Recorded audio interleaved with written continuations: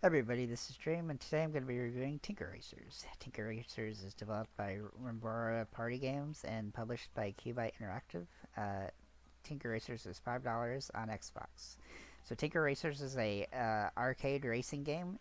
You kind of do a top-down game with matchbox-like cars, and in the game you're going to play on different surfaces, like in your house, like a kitchen or a bathroom or something like that. And throughout the game, you're going to progress through the campaign. Also, Office, I should say, is one of the areas.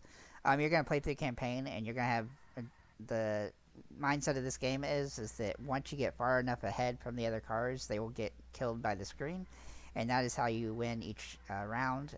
Each game, you need to win 5 rounds in order to win that particular race, and then you will move on to the next one. Basically, there's also obstacles on the courses which can help you or hurt you depending on if you're able to utilize them to your advantage or not. And basically, you're just going to have to run around each of the maps in order to do that. The game also has lots of different setting options. So you have campaign mode, and then you have single race mode, and then you have time attack mode. And campaign mode is you're going to basically play through all the different tracks, which are variant. There's 3 main areas in the game, and then there's variants of those areas. So you're going to utilize those variants in order to win each race. And by variant, I mean is how the track is laid out on the, like, say, the kitchen, and what obstacles are going to be in your way. Um, there also is a time attack mode, which is, I think, probably actually pretty fun because you have to find the best way to get around the tracks as quickly as possible. And there's an achievements too for beating developers' records on all these tracks. So that's definitely going to take some time, but once you get used to it, I think it'll be quite fun for you if you enjoy racing games.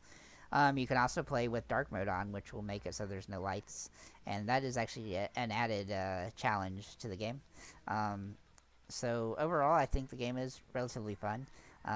If you like racing, arcade racers, then you're probably gonna like this pretty good. And the Matchbox style quality of the racing is actually kind of cool.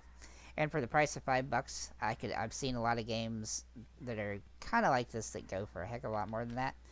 The only drawback in this game is probably the fact that it's a little bit short and the tracks are not that different from one another. There's 3 main areas, and so that's going to limit a little bit on the track differential. But overall, for $5, you really can't go wrong from a racing perspective.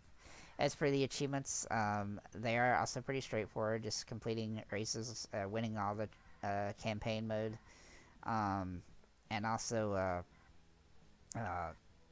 playing and beating all the developer records in time attack mode as well as other things. But they're not too bad, though it's not going to be a super short game from an achievement perspective, but it's going to be something you'll be able to complete, faster than most racing games would take you. With that said, I'm going to give the game a 7.5 out of 10. I think it's one of the better arcade racing games that are small like this have come onto Xbox, and so I definitely recommend it, especially for the price. So that's pretty much all I have to say about this game. Thanks for liking, commenting, and subscribing, and let us know what you think in the comments.